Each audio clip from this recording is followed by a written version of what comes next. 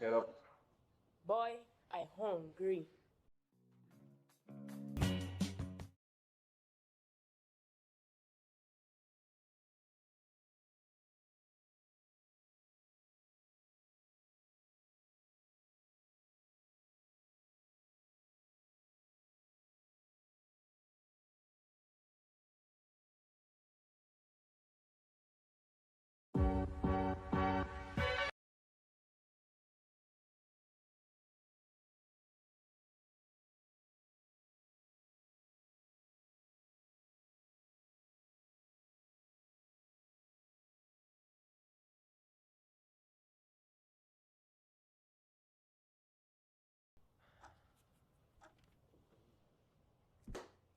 Get up. Boy, I hungry. Wait, consider. $10 to $50 and get 10% off, or spend 51 and up for a 15% discount. Flash your ID and save big today.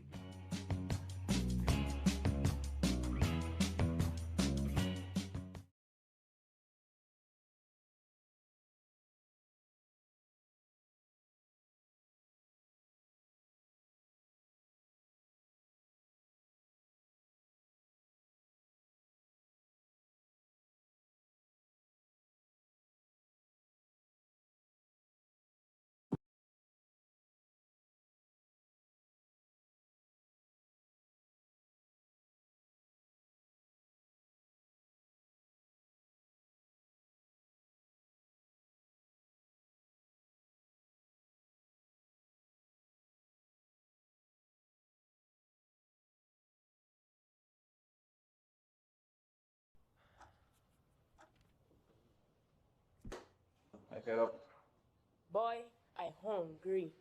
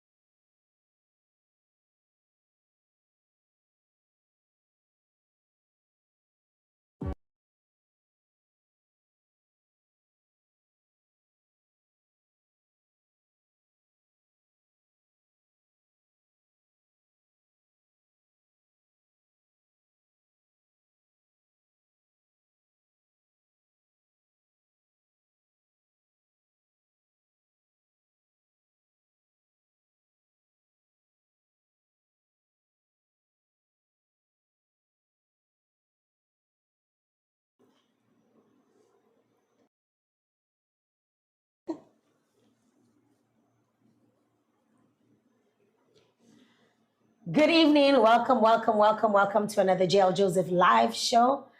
Tonight we have a special guest. We're doing it live in studio. It's been a while since we've done an in studio live show.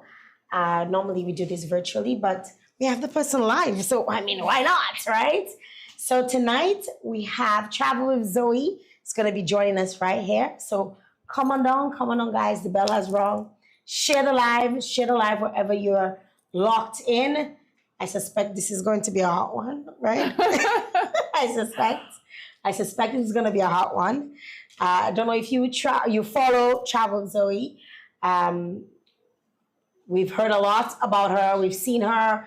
I've been following her for quite some time, and there's a lot of talk going around now. So it's convenient that she's in Dominica, right? When all of the talk is happening, and she's right here on the show. So we're happy to have her on to speak with her. I want to start by saying thank you very much to my sponsors who are always on board with me every single show. Thank you to the National Cooperative Credit Union. Thank you to Perky's Pizza. And thank you to Massa Assist. Much love to you guys. And thank you very much for your support. To my subscribers, love you guys. Love you guys. Love you guys. You can still subscribe if you're not a subscriber yet, because you are open to exclusive content every single time. Whenever I go live, I pop in and give you some exclusive content, and you can subscribe today. Only 99 cents. That's it. 99 cents a month. That's easy, right? Mm-hmm. That's cheap, right?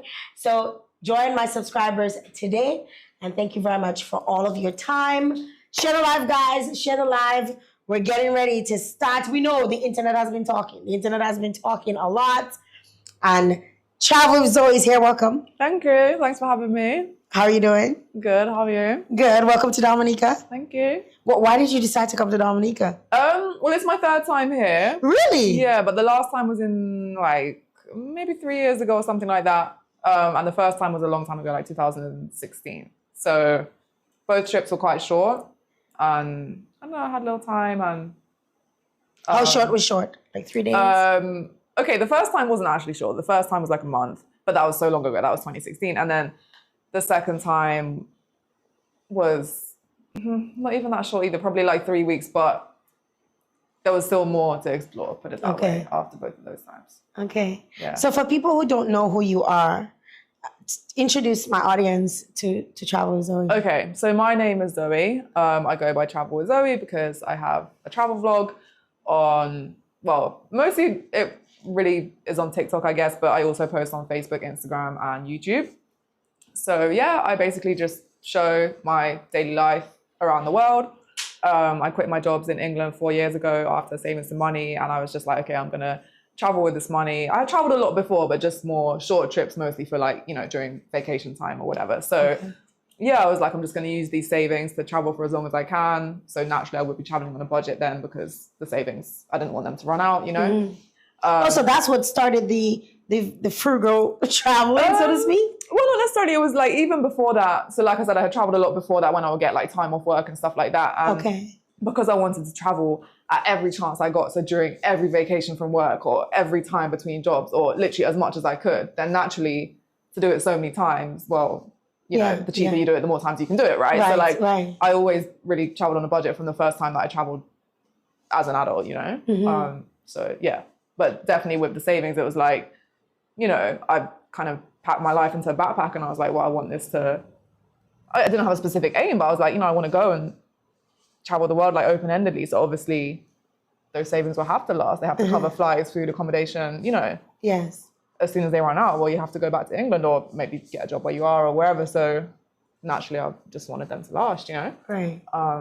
But yeah, so anyway, I started really, I think I had TikTok maybe for some months or a year before I left the UK, but I really started to, you know, vlog every day once I had quit my jobs and left the UK, like pretty much the first day after I had quit. So in like May 2022, I posted a daily vlog and it was kind of fun. I was like, post one tomorrow, you know. So I just started posting these daily vlogs, just really simply showing what I was eating, how I was moving around, you know, just my day summarized in like a minute. Yeah, just ended up carrying on with the daily vlogs and I saw that my following was growing, not like drastically, but like bit by bit, you know, and I thought maybe it can turn into something, like just carry on. And I kind of enjoyed expressing myself that way because I feel like TikTok's kind of a platform where you can be yourself a bit more. It's not so much about like a perfect image, like, you know, Instagram. I always felt like Instagram, I always enjoyed like taking photos and uploading them. I always enjoyed social media in general, but I always felt like Instagram was a bit like perfect, like a bit aesthetic, you know what I mean? And I feel like I'm not a very like aesthetic person. So, you know, I feel like TikTok maybe was a bit more suited to me because it was really more just about like raw and, you know, real things. And so I think that's maybe what I enjoyed about it. And yeah, ended up being able to, you know, monetize my platforms eventually when I reached a certain threshold. Yeah, and, you know, here I am. Yeah, well, good to have you here. But I found that you a lot of your travel is to the Caribbean. Yeah. Why the Caribbean and why not like Asia or? I've been to 52 countries, including countries in Asia, Africa, Europe. You know, I've been like Australia. The first place I ever traveled as an adult, which was in 2013. So I'm 33 now. So in 2013, I was, I think, 20. So back then, that was when I had my first ever solo trip, which was to Jamaica, because at the time I had recently got into dancehall. In London, it's a diverse place. There are like lots of people from around the world. So that's how I'd got into dancehall, basically was through like some friends in London who had like Jamaican heritage or whatever. And so, yeah, I really wanted to see where dancehall came from because at the time I thought that dancehall was like the coolest thing. So yeah, I went to Jamaica with like the first set of money that I really made for myself, you know? And that was so fun. It was so interesting. It was so fascinating. It was so exciting. Like all these things that obviously that made me want to, I was only there for like 2 weeks. Obviously I was like, number one, I want to go to Jamaica again. Number two, I want to travel in this manner again, meaning, you know, spend time with local people, stuff like that. And number three, I want to see more of the Caribbean, right? Because naturally that trip to the Caribbean was so good. So that's really what kickstarted like the whole interest in the Caribbean. But like I said, I've been to 52 countries, which span, across the world. yeah.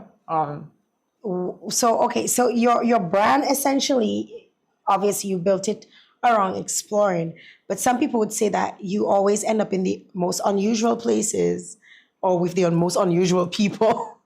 Would you say that this is deliberate or?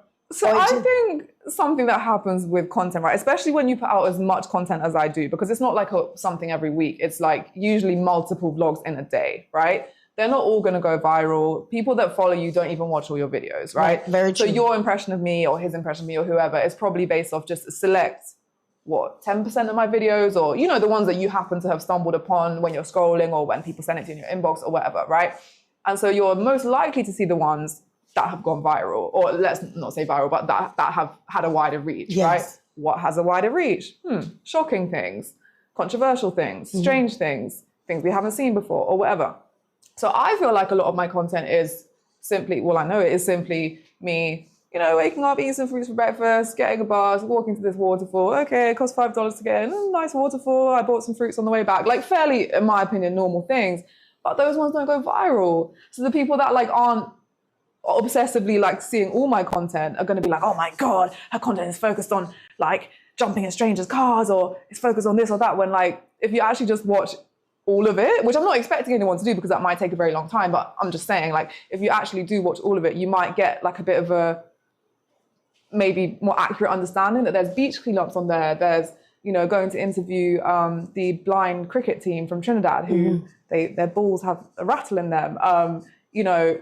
Just normal food reviews at normal food places that normal people go to. There's a lot of, in my opinion, normal stuff on there, but normal things don't go viral, So it's everyone who watches your content will have a slightly different impression of who you are because it's based off what they've seen. So it's really funny because in the street and stuff, when some people might, say, oh, you're the girl that, I hear all different things. So one of them will say, oh, you're the girl that's always staying by strangers' houses. But then another one will say, oh, you're the girl that's always walking everywhere. Another one will say, oh, you're that vegan girl, the girl that loves vegan food. So it's your impression of me is based off what select ones that you've seen, right? And that's also based on your echo chamber. So if you have an algorithm where you always stop on vegan food videos and that's what you like to see, probably that's what you'll see from me too, right? So you might just think, oh, she's a foodie, she's obsessed with food, she loves to eat, whereas someone else whose algorithm is really focused on, I don't know, watching party videos might think I'm a party animal just because they've seen 10 videos in my whole life of me at parties because that's their algorithm. So I just feel it's very imbalanced, the impression that each person gets of you, and I guess the only person who really knows who you are is you and, your real friends and maybe some really dedicated followers that truly do, because there are some that, I still don't think they really know you. No, but even they really have dedicated a broader impression, Yes. They've at least seen everything that you put out there. Whereas most people that have seen my content haven't seen everything I've put out, Yeah. And it's kind of a bit unfortunate sometimes that certain videos really don't get, as I was saying, the traction that other ones do, because sometimes there are things that I think are important. For example, in Trinidad, for a period I was involved with this environmental group where we would do cleanups and stuff like that focused around rivers and trying to preserve these otters. There's this population of otters that live in these rivers in Trinidad. And every time I'll go there, I try interviewing the man who runs the organization and filming everything we were doing and saying, oh yeah, next week if anyone else wants to come, you guys can come and help. We're trying to do this cleanup. And those videos would of course, they would never go viral. Do you know what I mean? They would hardly get any reach because there's no drama. So it's honestly, the same people that are hey, you're just doing these unproductive things, we want to see productive things. When I post productive things, you're not watching it. You get what I'm saying? Because there's not enough drama for you. Because let's be real, the people that follow me, probably the same as who follows you, I think, who follows most people, really, really deep down, they're not looking for productivity, they're looking for drama because they're following you you're watching, in England we have EastEnders, EastEnders, right? Restless. Right, you're really following it. You're not following it to support. You're not following it to see productive things. I'm generalizing, obviously some people are, but you get me. Yes, in general, I think you're following it because you want some late night drama before you go to sleep. You want something to talk to your friends about. Oh my God, you see how she did this? Or, what, she put on weight? You want drama, right? Because that's what entertains us. Entertains me too. I want no drama too. Do you know what I mean? That's what's entertaining at the end of the day. So I don't know, that's how I see it anyway. What would you say your content covers? What is your niche in terms of the content that you cover? I would say it definitely varies country to country. I feel I've lived 100 different lives because sometimes the life that I lived when I was in Malaysia for 3 months and I had to cover like my certain part, you know, I couldn't wear like crop tops then, let's say in Malaysia, there was no soca and dance hall in Malaysia, like, you know, so in every country, the life that I live is kind of different. But I would say generally what there's always going to be is vegan food, for sure. I love to eat and I'm vegan. Like markets, I'm obsessed with like shopping in markets and like buying so many like fresh fruits. So yeah, markets, fruits, like some kind of cultural event, like hopefully if it's a carnival, if it's a concert, if it's a, I don't know, independence parade, whatever, like some kind of like cultural events, I feel like is usually there. Hopefully, like, it doesn't happen everywhere, but when it can, like interviews with local like business owners or people from like cultural groups or, you know what I mean, interviews with local people that are in some way involved in local life, you know. What else? Sometimes link ups with like other content creators, but that's not, but obviously you're not in my content, right? But like, sometimes we might link up and be in my content, for example, like maybe like an accent challenge, like something a little fun. So where like they might say phrases in like their dialect or their Creole or whatever, and I might have to try and translate it, you know, like a fun little challenges or whatever with like local creators. Obviously daily vlogs where it's just a story of my day showing everything I did. Some like talking videos, like story times and stuff like that, but not like loads of them.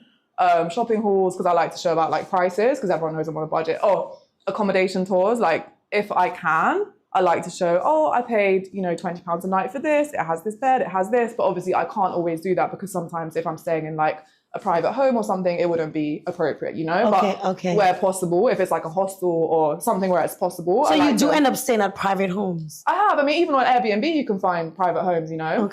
Where like you're paying for a bedroom in somebody's house. Like you can find that on the Airbnb app. And you don't shoot that for... If it was that case, I would probably film in my room as part of like my daily vlog. Oh, I got ready, So you'd see me like in the mirror, you might see, oh, I went to bed, you might see the bed.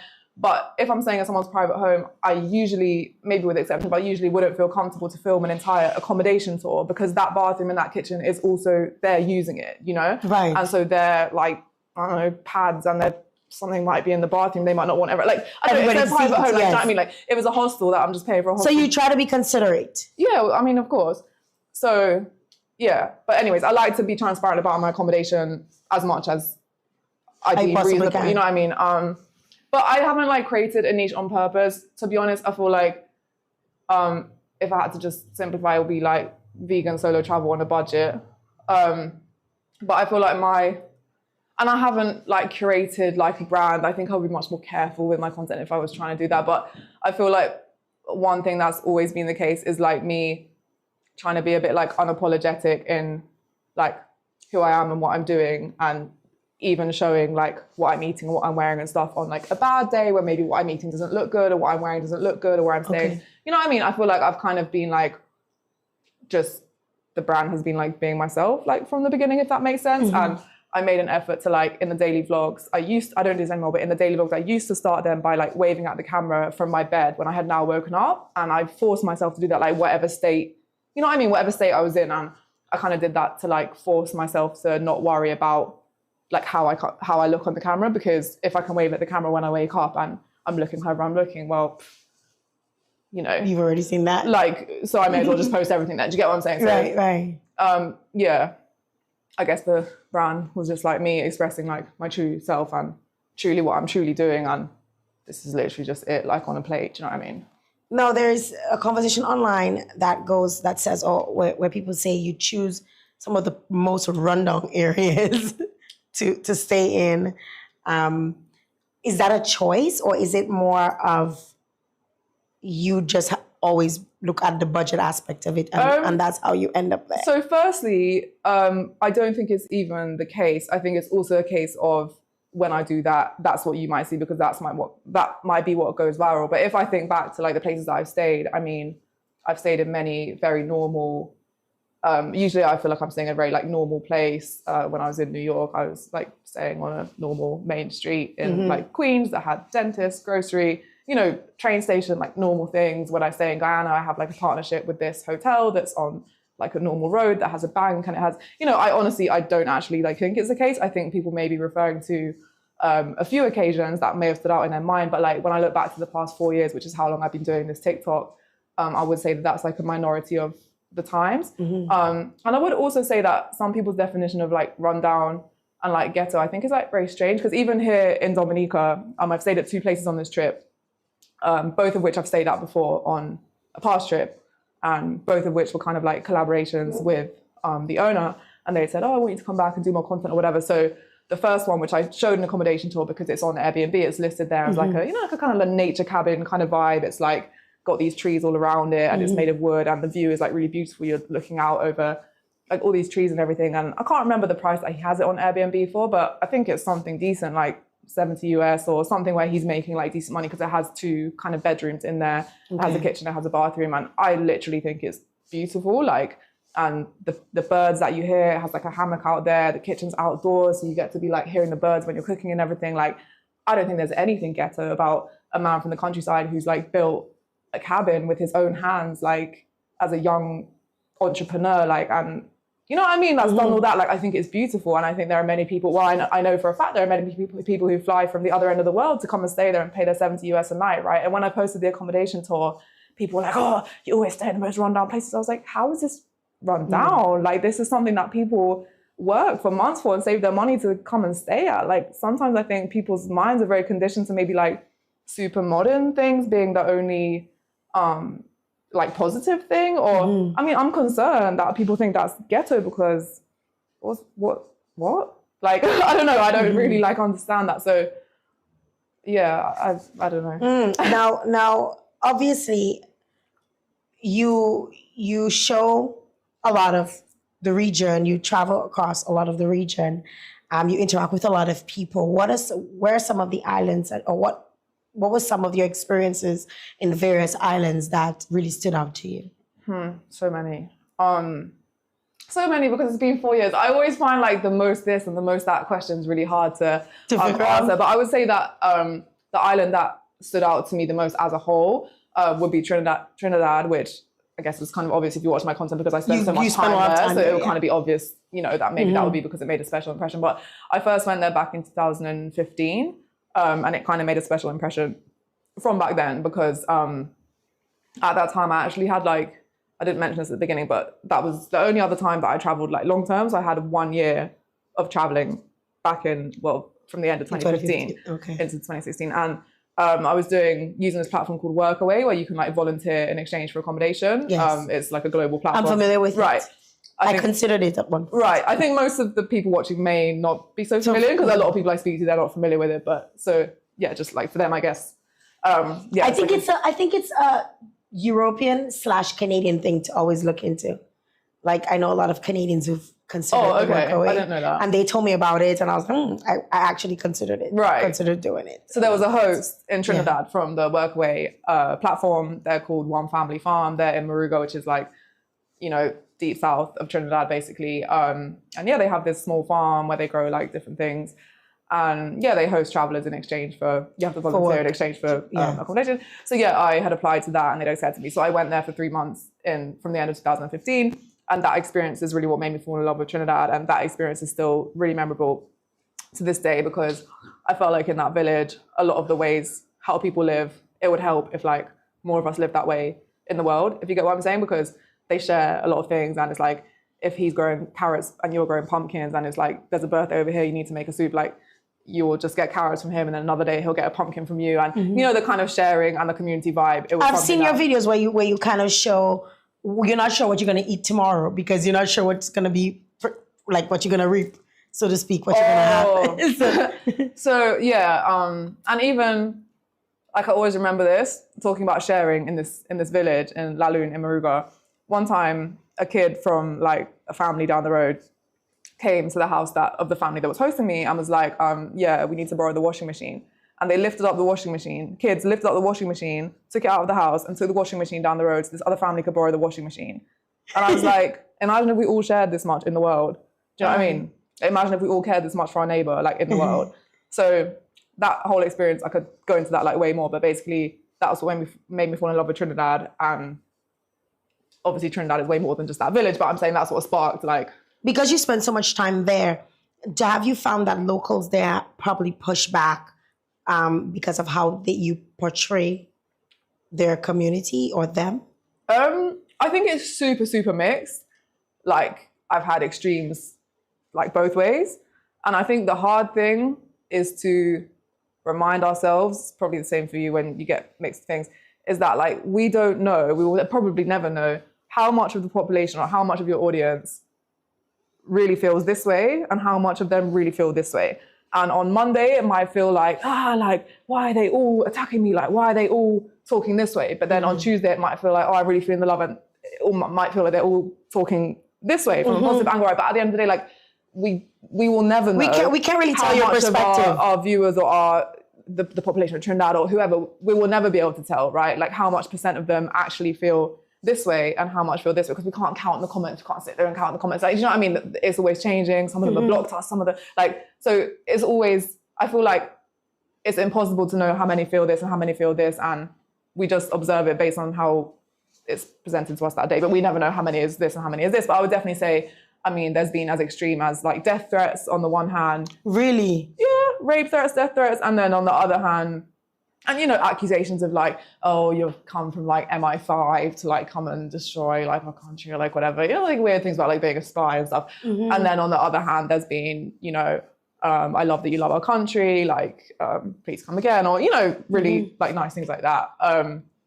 So yeah, it's on both ends. There's also people in the middle who just say, I think her content's boring, or people sort of don't mind her content, like people in the middle. There are people who are offended by like, the image. So when I was because I've gone back to that farm many times to like visit after that 3-month experience, and so because I didn't have TikTok back then, obviously that was 2016. But when I've gone back since having TikTok, I made a few vlogs there. Sometimes people say, "Oh, why are you making our country look backwards?" Or "Why are you making our country look like we only have farms?" Or you know, kind of things like that. When it's like, I just said I woke up at this farm. Like I didn't say that. Hey guys, Trinidad all looks like this, or you know what I mean. But yeah, it's super mixed. And I guess that's not surprising because everyone's just an individual, aren't they? And everyone's going to have their own opinion. So where do you draw the line in terms of between authenticity and sensitivity? Because obviously you're trying to be yourself out there. And being from a different culture, obviously there will be some things that will be sensitive to us. I say us, referring to the Caribbean versus the culture that you come from. Yeah. So where do you draw that line? And have you ever probably had to run things by certain people to say, is that okay to post, or is that, you know? I don't think the only time I've run stuff by people to post would be like if that person is in the video, because that's just obvious, right? Like if I made a video of me and you cooking some soup and there might be a part where your face looks a bit funny or whatever, obviously I'll ask you, is this okay to post? Like, I mean, to me that goes without saying, but I think in terms of a video that only has me in it, like in terms of the humans in the video, I don't think I've ever asked anyone if it's okay to post, because I guess there's always like two ways of looking at it, in a sense that like my experience is my experience, you know, and like my experience can't really be like denied or confirmed by anyone, like, and it's that, like, I don't know, like, so I kind of think there's been times when I've got a sense of what maybe the majority of the population, or at least the loud population online, then thinks is acceptable and thinks isn't acceptable, because there have been like small times when I've been heavily criticized for certain things. Like one example might be back in Trinidad. I'm sure you know Trinidad has like a famous street food called Doubles. And there was a time many years ago, probably like 3 or 4 years ago, when I was doing a little series where I'd like go and review different doubles vendors, because there are so many in Trinidad and I love doubles. So I would have like the bara, which is like the flour part, out of 5, then the chana out of 5, and then the sauces out of 5, and then some stupid bonus points or something. I can't remember. Anyway, it had this like scoring system, right? And you know, it was kind of fun to carry on this series and find more doubles vendors and whatever. Naturally, like I try to generally be quite positive in my content, because I think it's just nice in life to like try and see the good in people, in places, in whatever you're experiencing. So, you know, I was quite generous like with the scores. Like if I felt like it was a 3.5, obviously I'll just give it a 4. You know what I mean? Because of course, why not? Who does 0.5 anyways? No, I did some 0.5s of the thing. But then there was, and you know, I just love doubles. So most of them to me, I was being, you know, honest, because they did taste good to me. But then there was this one doubles vendor I went to, and I mean, I just didn't really like it. You know, I could have given it like a 1 out of 5, but can't remember what I gave it, but let's say I gave it like a 2.5 out of 5, right? Or something like that, right? Like I tried to not make it sound like, oh, it's disgusting. I tried to make it sound like, oh, it's just maybe a bit sweet for my taste. Or, you know, I tried to still be really like not disrespectful about it and just, it's going to be boring if the whole series is 5 out of 5, right? So like there has to be a comparison. Otherwise, why are you even doing food reviews? Like people actually criticize when food reviewers are always saying they like all the food, right? So I tried to still give it like a respectful rating or whatever. And, you know, I'm not a professional food reviewer. Like who really cares that much about my rating anyway? Do you know what I mean? It's just my personal opinion. And like I said, I tried to still be really, really respectful. Just like, oh, I don't really like sugars. Maybe it tastes a bit sweet for me. Giving it a 2.5. But, you know, the staff are really nice. Whatever, like trying to, you know, not be horrible. Right. Posted it or whatever. And even just that was like, oh, you're trying to bring down a local business. Oh, you should be ashamed of yourself. I'm like, okay, so you just want me to lie and just, or what do you want me to do? You just want me to only put, like, I don't know, like, what do you want me to do then? So I learned from like that, okay, if I ever have any experience that is like maybe less than amazing, maybe just don't speak about it. I don't know. And then I don't know. How do you stay authentic to yourself? Well, right. Because then because of course everyone's different, so different people criticize you for different things. So an example I get with this authenticity thing, maybe it's a bit different than what you're asking, but sometimes people say like, oh, you are kind of creating danger for other travelers because you're making it look like nothing bad ever happens to you, and you're making it look like. And I was gonna go to that. Making it look like everything's so easy. Can that really be the truth? Like, why don't you tell us, you know, about the challenges or about the hard things? Like, why do you always make it look so easy? But then in a few videos, just a few, I ended up, you know, there was saying the unpleasant stuff. But just a few times. Like, obviously, I've still skipped out most of the unpleasant things and I still don't talk about them. But I made this one video, I remember, where it was like top 5 worst things that have happened to me on my travels or something. And it was like getting robbed at gunpoint here, this, that, whatever. And like people like, oh, not everyone, but some people like, oh, you're trying to lie on my country's name. Why are you saying that about my country? I know that never happened to you here. Nobody would bother to do that to you. Like, you're just saying this for attention. So it's like, really, you can never win because, like, yeah, I do actually think that my content, like, is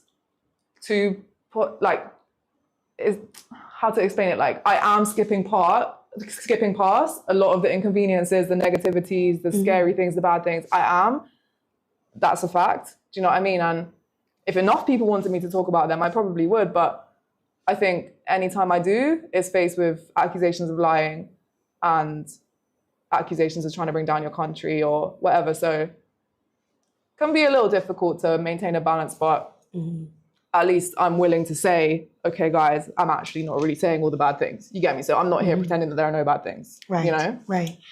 Being a woman traveling the world, what is your experience like? Because obviously you just mentioned the danger and all of that. Like your content, when I view your content, I was like, ooh, I thought, ooh, could I do this as a Black woman? Could I travel? And it's a little scary when I think of it. Yeah. Right? In your experience, what has that been like for you? Obviously, you try to keep a lot of the bad stuff out of it, like you rightfully say. But I'm sure there have been times. Yeah, of course. I mean, I think being a woman in this world, no matter if you're in England, France, Morocco, Jamaica, Trinidad, wherever you are, I think like being a woman, and I can say that after being to 52 countries, you know what I mean? And having spoken to women in those countries and being a woman myself in those countries, like I literally just think wherever you are in the world, like you're gonna face, you know what I mean? Scary things from men, like wherever you are in the world, like as a woman, like misogyny exists all over the world, patriarchy exists all over the world, like in my opinion, and that's visible all over the world, you know, like in not only my experiences, but, you know, I think most women's experiences, like, you know, how we might say, oh, every woman has like, you know, a sexual assault story or whatever.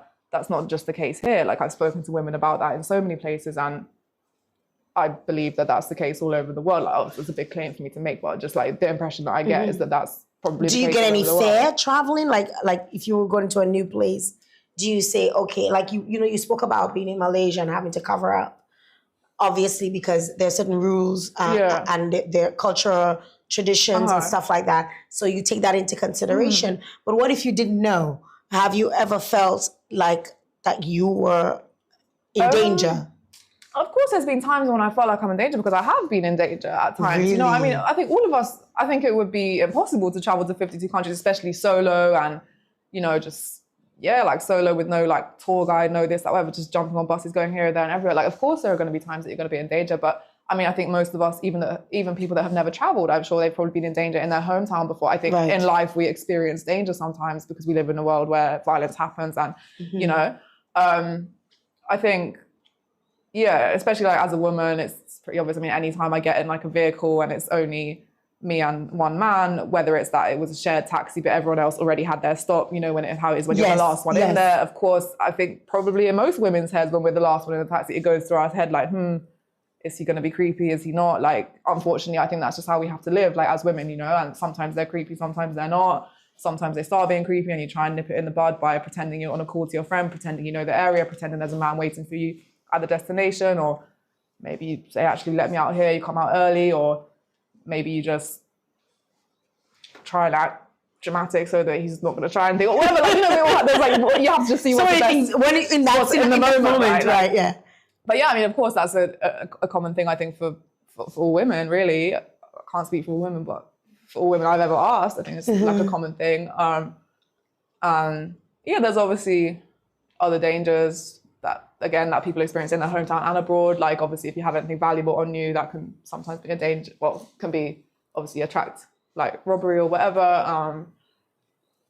Yeah, sometimes I've been in like sleeping arrangements that have felt less than, you know, less than sleeping arrangements, like a home you're in. Yeah, like sometimes Give us a tea, Zoe. Like, okay, one time, you know, the couch surfing app? Yes. Yeah, so there haven't been many times in my life when I felt a need to actually leave my accommodation early, because I will stick out a lot of things. Like, my standards are like on the floor. Like, I will stick with it regardless of like a lot of circumstances. But, and this is actually like a minor example. This is hardly even tea I'm giving you. It's just like a normal example. So with couch surfing, for those who don't know, people offer up their couch or their spare bed to travelers because they like the cultural exchange. They like having friends from around the world. So you just stay 1 or 2 nights or whatever, usually for free, on a host's couch by sending a request. You read the reviews on their profile before, just like Workaway. Yes. So I'm not going to bother to name the country because I don't want to bring down the country or whatever. But I had... it was a country where English wasn't the first language. And yeah, this man had lots of good reviews, whatever. We met up and he lived in this apartment that was like up this elevator in like a big, you know, big shiny apartment building. So we got there, whatever, sit on there were like 2 couches, like, you know, 1, 2, whatever. So I sat on one, he sat on the same one. I thought, okay, cool. He wasn't like close to me or anything. And then I was asking him how to write a response in his language because I wanted to respond to a local person on my TikTok in the same language to be like funny, right? Because they'd like tried to insult me in a funny way and I wanted to like do the same back or like whatever. So, you know, it was like kind of funny and he was like telling me how to do it. And then I tried to read it out, like just like for fun, to like try like his language or whatever. And I guess my accent must have been, you know, funny or cute or whatever because I don't speak that language. And then, okay, do I have permission to like touch your face in this demonstration? Yes, you do. Okay. So yeah, then he was like, oh, you're so cute. And I was like, I just met this man like 30 minutes ago. I'm supposed to be sleeping in his house and you're touching my cheek. Like, I don't know about you. Am I overreacting? No, you're not. Okay. No, to come reach out and touch you. Yeah. Like, you if you want to say the accent's cute, okay, but like, why are you...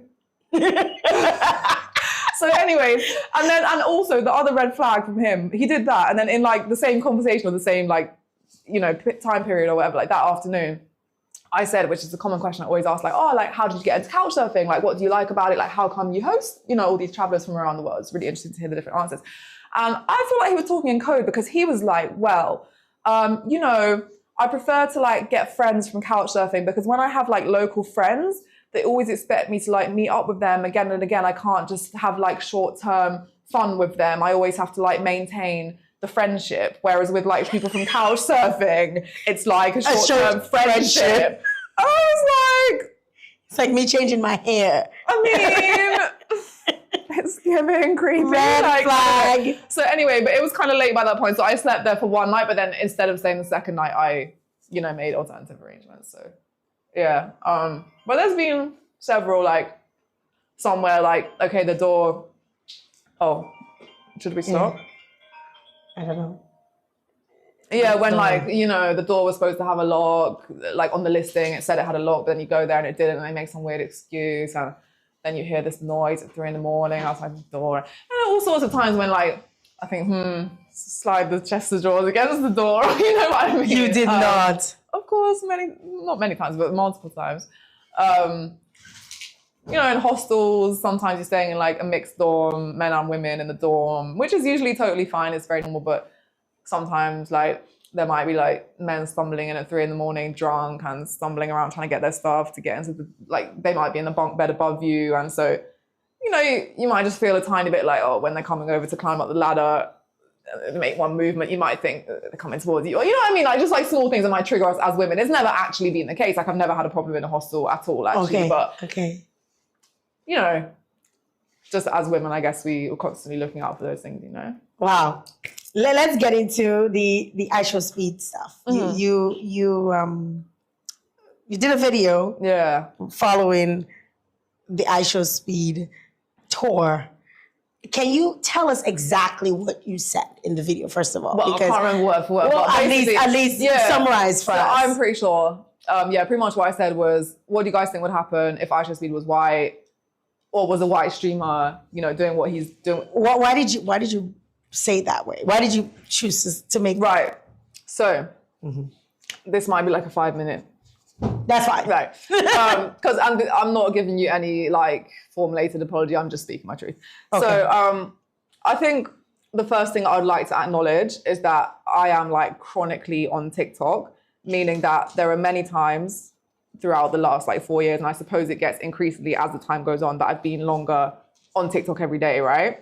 So it may not have been this way in the first year, but like now I'm like chronically on TikTok to the point where anything ranging from my food to my brushing my hair to putting sun cream on my back to walking on the street, like anything can become content. And in a split second, I can see something, be like, yeah, take out your phone, film it, and post it within the space of like 4 minutes without thinking, without questioning, is this going to cause any issue for someone else, for me, for my safety, for whatever. Like it's literally become so,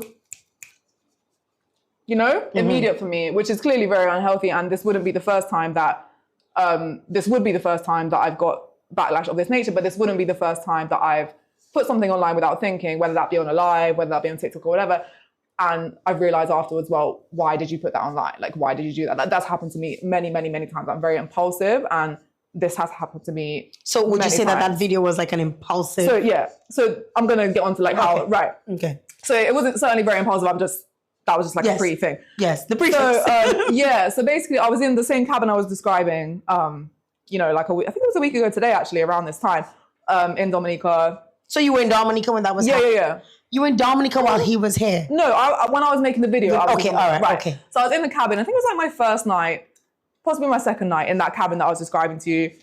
You know, a little lonely, just by myself, like nothing really going on, dark, raining on and off, like didn't really make any content that day, nothing to edit. Just there, like in this cabin, you know? And I don't watch streamers.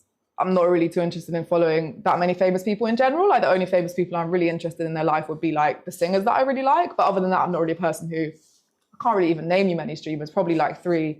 Now him, Kaitanat, and Mr. Beast, I don't really know about anymore. Or maybe if Woe Vicky counts as a streamer, I don't know. But so yeah, I didn't know really anything about him before this. I mean, before like the Caribbean tour was announced, and it was then all over my like FYP or whatever you want to call it. And so yeah, when I saw that he was coming to do this tour, I didn't particularly take that much of an interest in like the tour. Not to sound bad, but I just don't really watch streamers.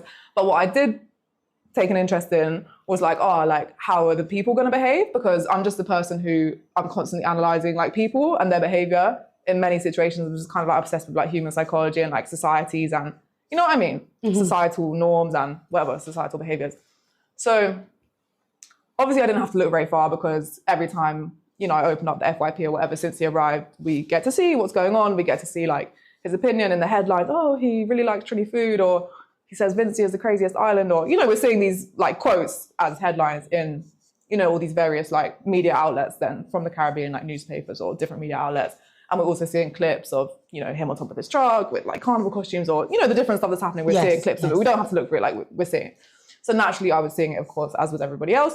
So cool, interesting, you know, it's kind of interested that I didn't know that maybe so many people would know like him, just because I don't think I have any friends who watch streamers either. Like I thought it was maybe like younger people. It's I don't really know. It's a like, lot of younger people. yeah, who like, I tend just to, don't really know much about the whole streaming world. and I only honest. know about him through my kids. Oh. Like I would not have known who he was. But then I guess you would have seen it through my kids coming anyway, right. from your FYP as well. From my FYP, but because my kids, especially my youngest, watches a lot of his stuff, like I would, I just knew who he was. I was just like, oh, this is really interesting to see, like, because I had no idea, like, how, what was going to happen, like, when he would come or whatever.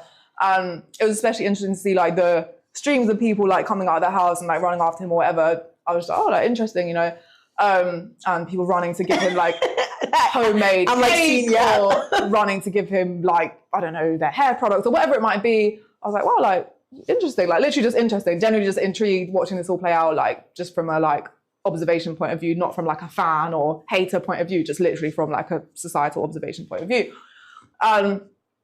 Also, people kept asking me like on my live and stuff, oh, like, have you seen Aisha Speed is coming to this island? And because sometimes people think I'm still in one island when I'm not, or, because they might see old content or whatever, right? So they're like, oh, he's coming to where you are, like, are you going to try and meet him? Da, da, da. Which they've asked me about lots of people. For example, when I was in Trinidad for Carnival and maybe like, I don't know, Nicki Minaj was going in there or whatever, they'll ask me, are you going to try and meet Nicki Minaj? And I'm always just like, no. Like, I don't know. If it's not like I said, a singer I really like, the answer is just like, no. Like, anyway, so that was the same answer with him. Just like, no, like, no, not really. Like, but naturally, because I'm seeing him all over like the FYP and because people are asking me about him, naturally he would, cross my mind then. Mm-hmm. So, as I said, in this cabin now, I think I'd maybe just done a live. I can't remember. I guess I've been seeing stuff about him somewhere, if it was on my live or if it was on the FYP, wherever it was. And I was just here having a conversation with myself, basically, right? Like, thinking about something in my head. Like, what if? The what ifs of. Well, thinking about him in general, thinking like, oh, it's interesting. It's interesting to see this response. Just like thinking in general about his tour and about people's response. And I was like, what's really fascinating to me, or what I was thinking at the time, what's really fascinating to me is that under these newspaper headlines of, he thinks Vinci is the craziest island or whatever, under these headlines, I'm seeing the population, or what I can assume is the population, being like, oh, I'm so happy he liked it, being really invested, right? Like in these headlines. And embracing him. Right, like, and saying, I hope when he comes to our island, I hope he loves it too. Like placing super high importance on what he likes, what he doesn't like, which I found interesting and genuinely like intriguing from a looking at society point of view, because I have personally, in my personal observations from what I've seen previously in the Caribbean, I've previously seen that I think usually Caribbean people have this like mindset, which I'm not saying is good or bad, I'm just saying it's what I've observed, this mindset of like, if you're not from our island, we don't really care what you think. Like in terms of if somebody gets in the headlines now, I'm not saying someone on their own content page, I'm saying if somebody gets in the headlines, let's say I can give you the example of in Trinidad, there was this German boy, Tilo, who this like backpacker who came with this crazy plan to walk all the way from the north to the south of Trinidad and just like sleep in his hammock along the way or whatever. And some newspaper articles came and interviewed him because it's like this crazy thing, like, And so if it's in the headline now, German boy says that Trinidad is beautiful and he wants to walk from the north to the south and this and that, whatever. If his opinion is now placed in the headlines or on a podcast or on a TV show or whatever, the feedback I would see to that, not just to him, for several examples, but I'm using him as an example to you now. The feedback I would see in the comments then from like presumably the population is, why do we care about his opinion? He's not from here. Why are you platforming him? Why are you giving him a voice? Voice our local people instead. This is probably a spy or a colonizer. You're so foreign-minded, is what I have personally observed in the comment section under headline foreign people giving their opinion on the island, right? So because this is what I had observed, I found it fascinating to observe something different in this scenario, to observe people, I'm so happy he liked it. Like not shunning these newspapers for platforming a foreign, an outsider, a visitor's opinion. So I was like, I wonder why. So I'm there thinking now, could this just be, maybe there's a rule, like a societal rule that I don't know about, that maybe if you've surpassed a certain point of fame, maybe whoever you are, old, fat, black, white, short, tall, whatever, maybe whoever you are, your opinion will always be a headline and the people will always like that. Maybe. Who knows? I don't know. Or maybe, could there be other aspects to this? Could it be that because of his race, these images are a little bit more palatable. The images of, the population running after him or whatever, maybe they're more palatable because he looks like the majority of the population. Fair enough. Could be why it's more palatable. Could be why there's not this backlash. You know what I mean? So I'm just here brainstorming like different ideas, which of course it would have been much better to bring all these factors into a video. I mean, it also would be much better to not do a video at all, would clearly be the first option. But so do you think in that moment you were misunderstood though? Like, do you feel like people misunderstood your video, what you were trying to say? Well, of course, because apparently I was comparing myself to him. When if I would have been comparing anyone, it would be like Mr. Beast, because the point was, okay, if somebody of a similar job, fame, whatever, was white, what would be the thing? Would they be called a colonizer? Would they be called this, that, whatever? I am not of the same job. I'm not a streamer. I'm not of the same fame. I'm not even of the same gender. It's not, I never mentioned myself in the video. Do you get what I'm saying? There was no comparison. I don't want to be a streamer. I could never cope with doing what he's doing. It's not my job and it never will be. Do you know what I mean? So I was never comparing myself to him, which seemed to be one, narrative that people seem to be running with. So I thought that was Do you think you could have communicated differently? Firstly, it was a pointless video because it was just I like how you say it's a pointless video. No, out of the entire discussion I was having with myself, I raised one small aspect of that discussion from my head, which of course then will be taken out of context because the entire context I've explained to you now was not in that video. Right. I was here reflecting on people's behavior towards the media headlining outsiders, right? Yeah. I could have brought up that as a topic without mentioning Speed. The only reason I mentioned Speed is because he's what sparked that thought in my head that night. But I've had observations about that before. It's not the first time. So I only mentioned him because he's what sparked it in my head. But then people are like, oh, she's hating on him or she doesn't want him to be popular. I never said I don't want him to be popular. I simply said, I wonder what would happen in this scenario. I wonder how the people would behave. What I meant was in their comments on the media. But even following that though, do you kind of understand why, or do you have a better understanding after seeing all of the comments that people have shared and all of the things that people have said? And obviously people have been angry. And again, because what you were trying to communicate did not transmit in the way that how they received it. Yeah. So people obviously are upset. I mean, I was upset. Yeah. For a moment I was like, why would you? And I'm saying, he's a black, in my perspective, and I can give you my perspective on him, but do you have you received a new perspective on why people were looking at him in that way, why people were chasing after him and offering him gifts, or even has that changed since? I was never really necessarily questioning why people were doing that. What I was more questioning was that there was no backlash towards them doing that. Because I just would have thought, and maybe there's been backlash that I haven't seen. Do you get me? This is also me I haven't spent hours combing through the comments. Do you know what I mean? So when I say no backlash, I just mean I haven't seen it in my face. So that's also my bad for speaking on something that I haven't fully researched, But yeah, I was never surprised that people were running after him. I think people would run after Mr. Beast too. I just think that the people running after Mr. Beast would get criticized. Do you get what I'm saying? So the question was never about people running after him. The question was about the response and the narrative around that happening. Okay. To get yes. Yeah, which obviously maybe I didn't clarify, maybe whatever. But regardless of whatever, it was simply pointless to make the video. It simply was irrelevant to make the video. It simply was me literally having this conversation with myself and stupidly deciding to film this one aspect of my conversation and uploading it without even, do you know what I mean? Without even taking any time to consider is there any point? Is this good? Is this bad? The cultural aspect of it. Anything, but literally anything. The racial aspect of it. Yeah. And of course, I'm not hating on him. I have never had a problem with him. I hardly even know who he is. Do you know what I mean? Like I said, the video wasn't really supposed to be about him. It was supposed to be about society and how they respond to outsiders in the media. It wasn't, I could have used anyone as an example. Do you get what I'm saying? It just so happens that he's here right now. So that's the example. But I think it turned into Zoe versus Speed. And not only that, it became a racial thing too, because people were saying, you were comparing, a black man versus a white person, and how obviously we are familiar. And I was actually pleasantly surprised that the Caribbean was taking it the way they were, because that's normally the reaction you get in the US.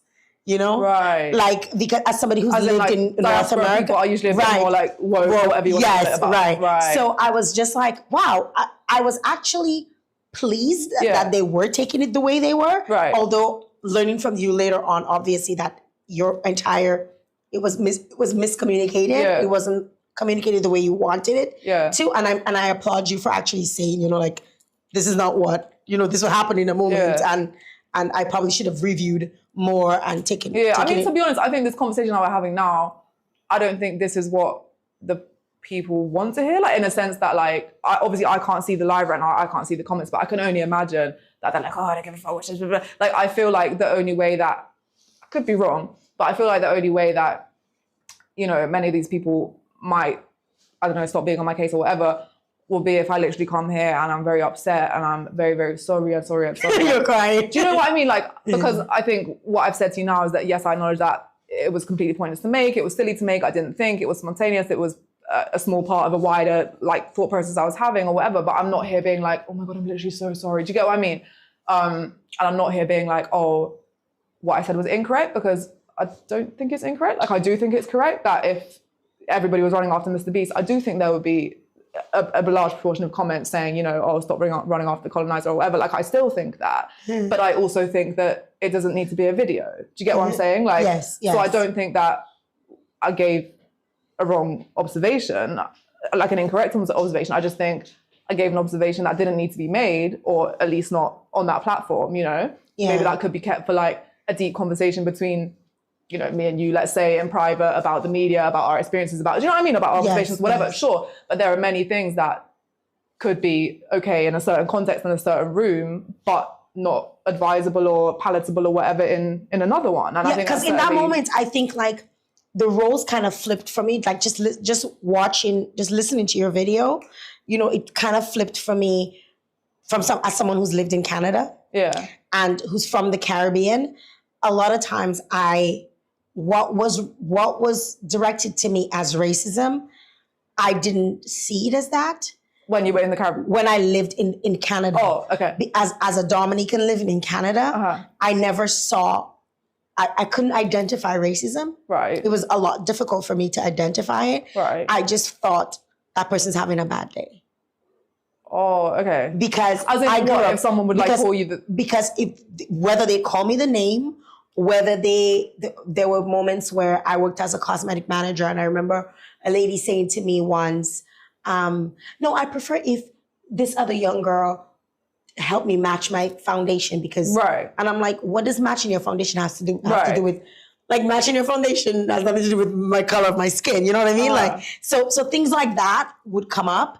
And obviously, as somebody who was raised in the Caribbean, for me, like, I feel as Caribbean people, when we go into these spaces, we block off, because we grow, like, we were raised very much entitled, because everybody we see on the up are people that look just like us. Right? Whereas you go in these countries and you're told that you have to work 10 times harder in order to be that level, to be there. And we often dismiss racism as microaggression. You know, which is a type of racism. Which is a type of racism. But it's always so much smaller to us. We don't look at it as that big of a deal. And it eventually affects our mental health, because it's constantly happens to you, and then you start cluing in, and you start reading, or you start seeing other people or sharing your experiences. You're like, do you know that's racism, Jael? You know, that's actually racism. That's a racist comment, you know? Like, and then, so hearing Caribbean people react the way they did to you, I was like, boy, Caribbean people are woke, you know, in that regards, because normally Caribbean people are a lot more accommodating to white people, because we have tourism, so we're told, oh, you know, they're coming, they go, they come, they go, and whatnot. And obviously the colonizer aspect of it is always looming there somewhere, but we're not as sensitive to it as you would be in the US or Canada. So seeing people react that way, I was actually very proud as Caribbean people. I mean, sorry for you, like, you got the backlash, but I was like, damn, like, give it to Zoe, you know? Because at the end of the day, I felt like, you know, we've embraced white people in the Caribbean in a way that, you know, you come to the Caribbean and we treat you well. We have, and there are many, one of the reasons why I don't like cruise tourism, you know, because, you know, they come in, they dirty the beaches, they do all of these things, pollution and all of these things, and then they go back. And then a lot of the money doesn't stay in the islands. Well, not only for cruise, but also for the all-inclusive resorts and which stuff. is the reason why I would never go exactly, there. Like. Right. And I was going to get to that. So a lot of that has been my view on a lot of things that you were expressing. Yeah. And then I was like, So she's like, I was like, what made you say that? You know, like I was kind of just like in that moment, like, keep that to yourself, keep that in your head. This is not something that, because again, for the most part, Caribbean people have always been so welcoming. Whereas in the US and Canada, we are always forced to be the one looking for acceptance from white people. Yeah, I can also say that, like, having obviously, grown up in England where there are some black people, different races, and, having interacted like with, black spaces in the UK because I was a fan of soca and dancehall and stuff, I did also notice a really big difference in certain, like one really simple example is that in England, especially, I can't say how it really is now, I haven't really spent much time there for the past few years, but when I was like, my early 20s and stuff, there were many cases of like white women getting like box braids and stuff, and they would get completely cancelled for it. Like, there'll be an outrage or whatever. In England, I would say it's cultural fairly common knowledge, or it's fairly like, not fully accepted, but fairly broadly accepted then, that is cultural appropriation and you don't do that if you're white, right? Whereas when I come to the Caribbean now, I remember in the beginning, I found it really like surprising then because that's what I'd been told in England. I found it surprising that when I came here, especially as my TikTok started to grow, that every week I'd be getting a message, hey, my name's Michaela, I do braids in, whichever city, I'd love to do box braids for you. And these kept coming in and coming in and coming in and coming in. And I was like confused because I'd been taught, by like the black community, I guess, in England, that this is not cultural acceptable. appropriation. And I'd come here and in fact it was being forced on you. I can't say forced, but I almost even felt here. So I kept saying, oh, no, thank you. Or I just like pretend I didn't read the message or like whatever. But then it would sometimes even be like a thing where I felt like if I did that in England, I would be offending them. But then if I didn't do that here, I'll be offending them because then sometimes I might even run into one of these girls on the street and I say, oh, but I messaged you, my name's Michaela and I wanted to do the braids for you. Like, why don't you want braids? And then I almost sometimes feel like here, if I'm saying, oh, like, I just don't do braids, I almost feel like I'm offending them. Like, I think their hairstyle is bad or their career is bad or their culture of having braids is bad. So I'm like, you can't win. Like, you can't win. Like, yeah, it's such like an interesting like opposite. You get what I'm saying? Right. And the braids is just one example of it, but I think there are like more as well. But do you understand though, as a white woman navigating the Caribbean, do you still understand your privilege? Yeah. So because people were also, Yeah, I mean, I think it's very complex, and I think I can tell you that since like doing this content, especially, people in like my comments, DMs, wherever, bring up the topic of race like pretty much on a daily. Wow. At least on a weekly, probably multiple times weekly. Like, let me not exaggerate or lie or whatever, but multiple times weekly then, let's say, Enough for you to notice. And so I feel like it is kind of a sticky one because I feel like I'm often like asked or told about it, but then I'm also kind of not supposed to speak on it. So it's a bit of a sticky one because you're putting it in my ears all the time, but then I just have to maybe, I don't know, nod or not actually say my experience, or I don't know. Like, I don't sometimes know what to do because I think the existence of white privilege is undeniable. For example, if we look at the statistics of the police system, and who's unfairly, or I can't say unfairly, but who's disproportionately imprisoned, for example, around the world, like I don't need to go into that further. So we can see it like systemically then that it exists.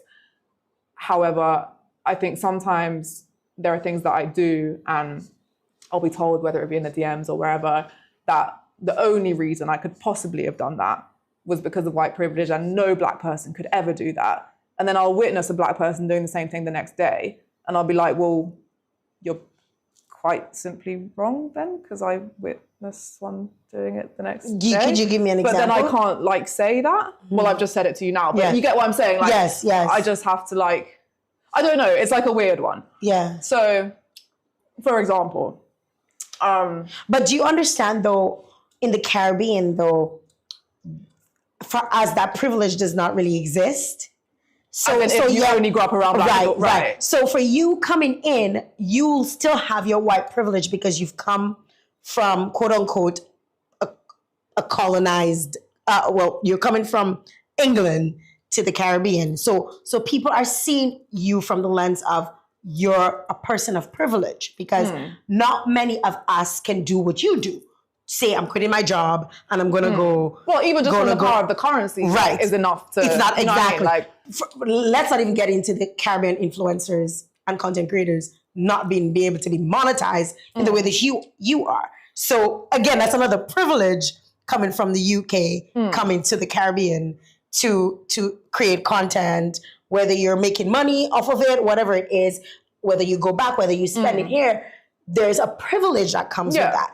And even if you might say with us, oh, you're a content creator, I'm a content creator, you might be doing travel and I might be doing the exact same travel. It's disproportionately different because what the revenue I would make is completely different from what you'd make. Yeah. You might be on from the creative fund. From a creative But you're here with perspective. sponsors for your podcast. Well, you see, sponsors. You know what I mean? So I think like, I probably make less than you. I mean, do you get what I mean? Like, I don't think so. I make $100 a month off TikTok and $400 a month off Facebook. But your stuff is monetized from the UK. Yeah, but you don't get paid for Caribbean viewers. Well, I'm monetized in Canada, so I'm talking from a Caribbean content creator's but I'm perspective. saying, like, even if Right. so, I'm saying, like, on my travels, I've met like many content creators in the Caribbean who content creation is their full-time job, not through the creative fund, but because they live in one place and they're influential in that place. They can be the brand ambassador for Popeyes, or they are still able to make an income, probably more than mine, through content creation. It's just that theirs comes from Popeyes or whoever, and mine comes from the creative fund. So like, you know what I mean? But do you understand? We've had to, and I say we, not specifically me, right? But we've had to create new opportunities for ourselves because monetization is kind of like not a thing. In terms of how we're monetized, and even at one point in time, Facebook was saying if your content is for Caribbean people, you get less. Yeah, I do get less. Like, that's what I'm telling you. Right. Then if your content is for North American, because they can sell the advertisers to them, right? So it obviously it's affecting Caribbean content creators drastically. You though, I'm sure you get content. A lot of your viewership is probably the UK.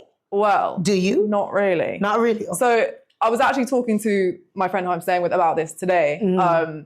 That we have choices about how we like frame our content. So a really good example I was giving him earlier is that, and I was basically saying to him that I never like tried to frame my content specifically for the money-making viewers because I just was expressing myself raw and honest through my content. And because I'd already been coming to the Caribbean a lot before I started my TikTok, the way that I would kind of talk and move, it wouldn't be like as if I'm super, super new there. So I wouldn't say, oh, I'm going to try a local street food. It's called Doubles. It has this bara, which is like fried bread. I'd be like, oh yeah, I got 2 with slight, da, da, da. You know what I mean? Like, and so that content, it's not going to be appealing to people from the UK because what on earth is 2 with slight? Like 2 what? Like what's that? Like, so because I was just expressing myself in like the normal way that I already understood how to express myself in the Caribbean, like it wasn't really going to make sense to like foreign audiences.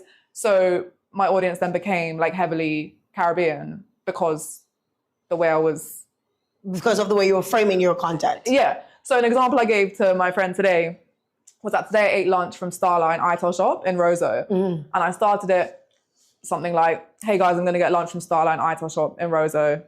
You know, went in, filmed the menu, got a roti, came to the car. Okay, I got a roti. It was 15 EC, whatever. The roti is quite soft. The inside is, you know, talking. And I was saying to him earlier, like, if I wanted to get more money from that video, right, which would be nice to get more money, what I should have done then to make it appeal to, like, let's say an American audience or a more like international audience is say, right, I'm a vegan solo traveler on the streets of Rosa Dominica in the Caribbean. Let's see what I can get for less than $10 US as a vegan. Oh, look, ITEL, that means vegan in the Caribbean. Let's go in there.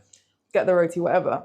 This is a roti. I've had this lots of times before. It's kind of like something like a soft wrap with like a curry inside it. Like, oh, let's see. Do you get me? But I don't frame my content like that because I just want to be like natural. Like, I just want to talk how I would talk to you or how I would talk to like whoever. But I've honestly been. But there are content creators who do exactly like what you just and no criticism to them. Do you get what I mean? I just prefer to like talk like naturally, you know? But I have honestly been reflecting, and I think maybe I should try and, because of course we all want more money, do you know what I mean? So I have actually been reflecting, and maybe I should try somehow to do a mix of the two, or like, you know, because my audience is heavily Caribbean, which is why I could literally like show you some examples of my videos on TikTok, because you can click to see how much each made with like, you know, the money. And there'll be ones that have got like 300,000 views and they'll make like $4 US. I know. Which, you know, is not really ideal. Right. So, because you literally don't because get paid on it TikTok, takes so long to, people don't understand the amount of work that goes into like editing. Yeah. Creating. So I'm literally now thinking of how to try and like frame it. But I feel like weird to like intentionally frame, because I never like intentionally framed anything before. Like I've always just like expressed how I, you know, I've just not really thought about how like I express myself. So I would feel a bit like fake to like change how I express myself to try and get more money. But I want more money. Do you know what I mean? Like, I don't know. So I'm really having this discussion with myself right now, because this whole... just don't record it and post it.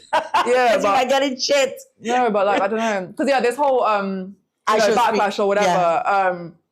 I think whenever anything big happens in your life, you just like reflect on your life a little bit. And yeah, like, so it just got me thinking about my audience and my content and my everything. And I just started to think, maybe I should try and expand my audience. Yeah. Yeah, I know where you're going with that. So looking back at the whole I Show Speed scenario, what would you have done differently? Well, just not made the video. Okay.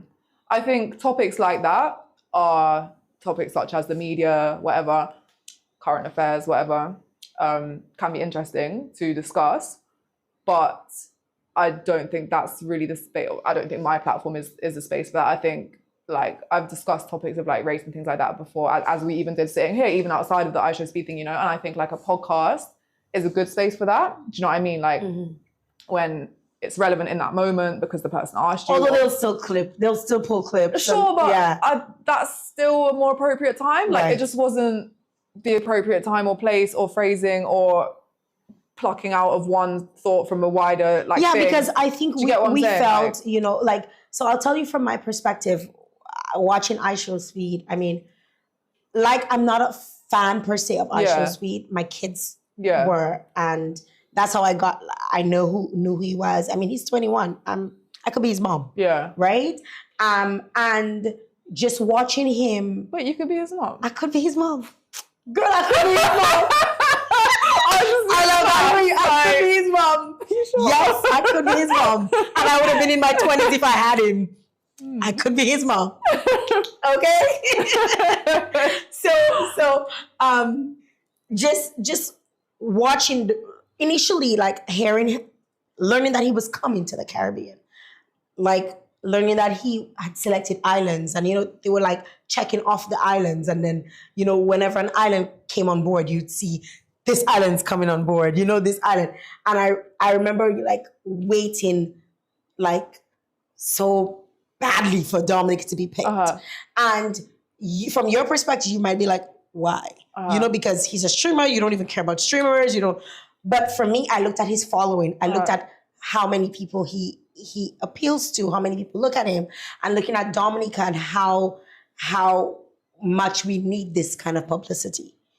Right? And when I say need this kind of publicity, we need it for the purpose of for economic, as in like tourism. As in tourism, we need it for investments. We need it for a lot of different things. So this, sorry to cut you, but this is really interesting to me as well, because I thought, maybe wrongly, but from like articles or posts that I've seen prior to this whole situation, I thought that there was kind of like quite a split narrative in the Caribbean on the topic of tourism, because it can be over tourism, it can be, as you mentioned, with the cruise ships causing certain damage or whatever. We all know that all-inclusive hotels are giving neocolonialism. Like, we all know that they're paying local people, you know, bottom wages, and they're sometimes in certain islands restricting access. And a lot of the money the that they beach, make, they send it overseas. It's a foreign-owned thing, so it's going over. Like, we all know these problems, and so I kind of thought that there was a significant narrative of like not wanting like over tourism and actually wanting like the economies or whatever to diversify and to have like other means of income so that you don't have to rely on the colonizers. You get me? Like, so I was actually a bit surprised then that people were like, oh, we want speed to come to bring more tourism, because I didn't necessarily think that more tourism was necessarily what everybody wanted. Well, if you think about it, a lot of people in the Caribbean, the economic disparity is vast compared to what you make in the US versus, I mean, like minimum wage, or average wage or whatever. Exactly. Yeah. So for most people, having even a farm and having somebody come and do a tour of a farm, that is revenue for them. Community tourism. Right. If it goes that way. So a lot of our tourism here in Dominica is community tourism. Yeah, to be fair here. It's ecotourism. Yeah. So from my perspective, I was like, I want him to come because people get to see this. And if you looked at his videos or his experience here, you see it was very much community-based. You know, we tapped into many different places who are already operating on island, doing different things. And that was what was important for us to showcase, that this is what we do, and we welcome you to our shores. We want to welcome people to our shore. Now, his audience is a younger audience. And in getting, I saw our country getting ready for so many different things. We have things like the marina coming up. We have things like events, the airport, the airport being built, the marina, and all of these different things. So in my mind, I'm like, this is a great way to prepare people to know that, hey, this exists differently for us. And you can have these experiences. Yeah. And the money stays here. We all get to benefit. We all get to eat. You come and experience our country. Yeah. And that's what I felt it was going to be. Right. So I didn't see it in the way that, you may have seen it or you understood it. For the other islands, I cannot say for the other islands, because everybody's experience or everybody's reason for wanting iShow Speed, of course, it's possibly different. It's unique to them, based on and again too, we're not a monolith in the Caribbean, exactly, right? So we all have, we may be very similar, but we're not the same. Yeah, of course. So just getting to him come here from me felt very important, which is why I wanted to be part of it. I welcomed being part of it, to kind of take him on the journey. I mean, I did my studies in Kalinago, history and stuff. So I have that, knowledge that I wanted to, pass on even in my life. I mean, I did end up getting dragged, but that's another story for another show. But essentially, I feel like this is what, and then to know that it's a Black man was gave me a lot more appreciation, because granted, if it was a white person, sorry to say, I would not care as much. Yeah. But seeing it's a Black young man and knowing that, because I've also lived in North America, knowing how Black and whites operate, the economic structure of Black and white in America, and seeing that he's at that level where he has white management, he has people, like, I just felt, yes, he's a king. Like, that's how I felt. And I'm like, I felt like kids in the US, Black kids, could look up to him and see that as well. I mean, and hope to be like him, in whatever way they like, it's like hashtag goals, so to speak. You know what I'm saying? So for me, I was very much appreciative of him coming in and being able to showcase the island in whatever way, shape, or form. So I see how people can have different ideas in their mind as to why we're doing what we do. But I always also say too, like, sometimes people need to like ask, ask a question too before, just assuming that. Can I actually ask you one question? Go ahead. I'm just like really interested in the topic of like community tourism and tourism for good and for bad and whatever. And like you touched on the new airport, and when I was here last time, it was like 2.5 years ago, I think. And the new airport was kind of recently, I think they were like cutting some roads and stuff like that. And I'm just super intrigued by stuff like that. So I was like asking a lot of local people whenever I could, like, oh, like, what do you think about the new airport? Da, da, da. And the feedback was like super mixed because some people were like, oh, it's so good. As you were saying, it'll bring more money, everyone can eat, da, da, da. But then some people were like, oh, you know, obviously certain people had to move house to make way for it and they didn't really get like properly, you know, treated or whatever in that.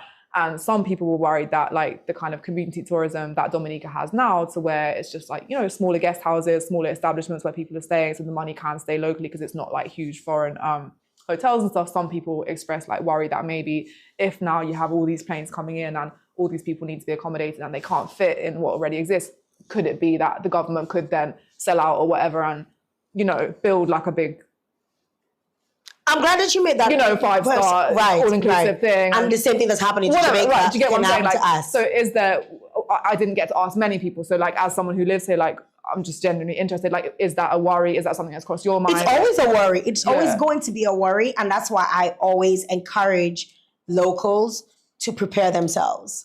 You know, like how can they prepare? Prepare yourselves.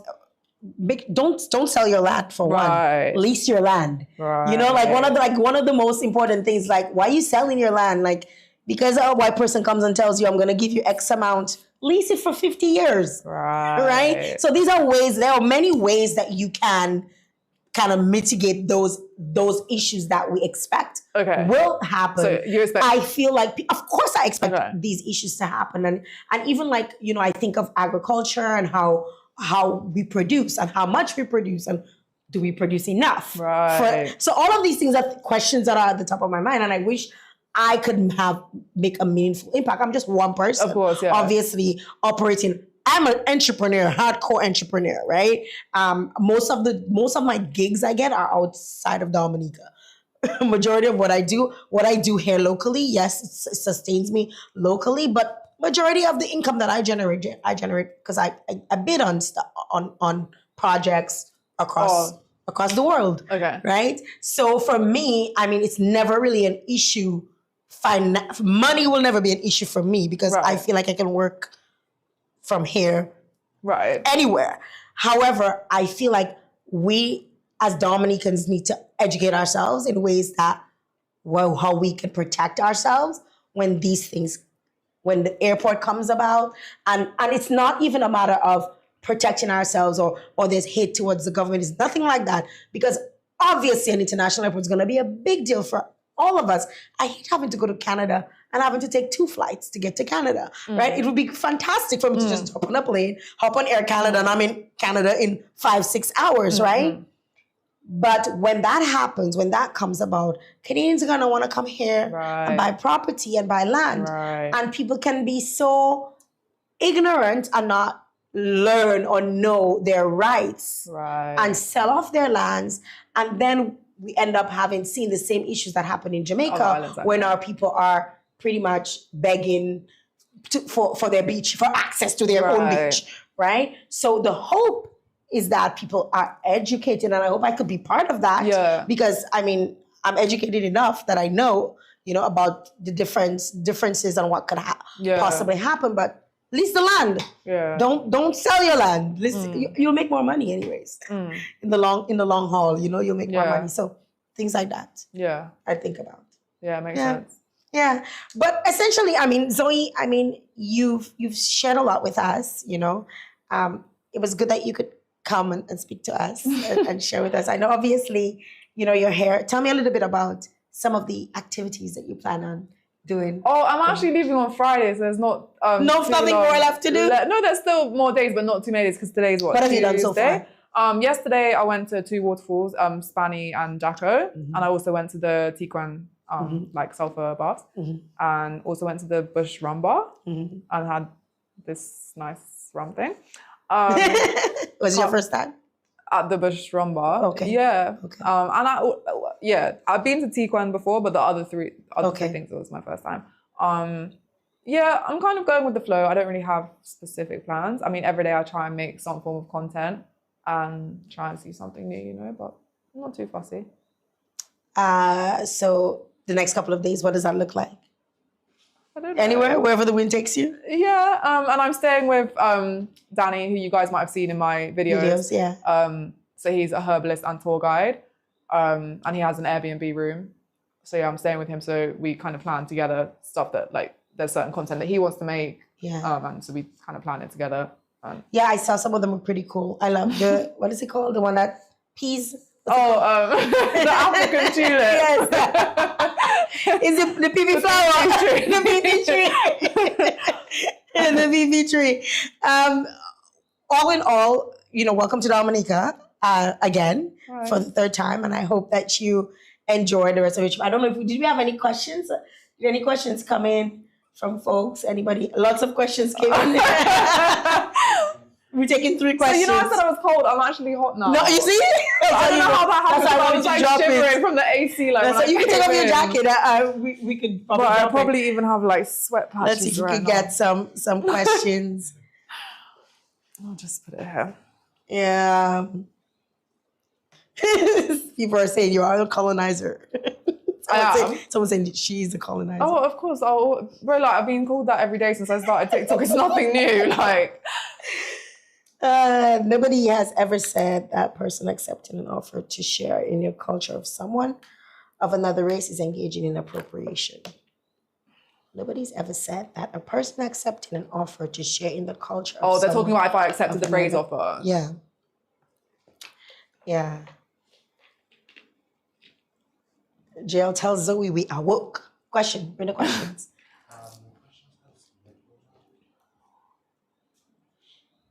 So we're looking for the questions. You can take some from TikTok. That's almost engaged. That's most engaged. TikTok was on fire because how many people? Listen, I don't normally go live on TikTok, eh? Oh, like how many people were on there? We don't know. 250. Oh, okay, that's calm. Yeah, TikTok is booming tonight, and I normally don't. I've probably done like how much? That's my 3rd live on TikTok. 2nd live on TikTok. I don't normally do TikTok. Too many comments, questions? We were talking for a long time. How long? We were. How long? I don't know. We've been going at it since 7th. That's what I told you. I told you when we start talking, it's gonna be so. But sometimes I go on podcasts. I say, "How long is the episode?" They say 20 minutes. I say, "I guarantee you, it's not going to be no 20 minutes." Okay? They're like, "No, it is." And then we talk, and they're like, "Oh no, we were on. It's 1 hour." I'm like, "Yeah, I told you." Yeah, you got a question? Yes, someone said, will you ever make an apology for the video? Yes or no? I can't guarantee anything, but I think at this point, I prefer speaking about it like in dialogue. Mm-hmm. This is the second like podcast-ish thing that I've done since, and yeah, I think it makes way more sense to have a dialogue about it because I don't even know like what I would say if there's just like one video on my platform. But you did say that you should not have done it. Yeah, I mean, it was stupid. Yeah. It was like impulsive, all those things. But I think one reason, all right, so we didn't really get into this in what we were talking about, but I haven't obviously watched all the backlash because I've been going to war. Yeah, there was one thing people say that you got paid by Trinidad.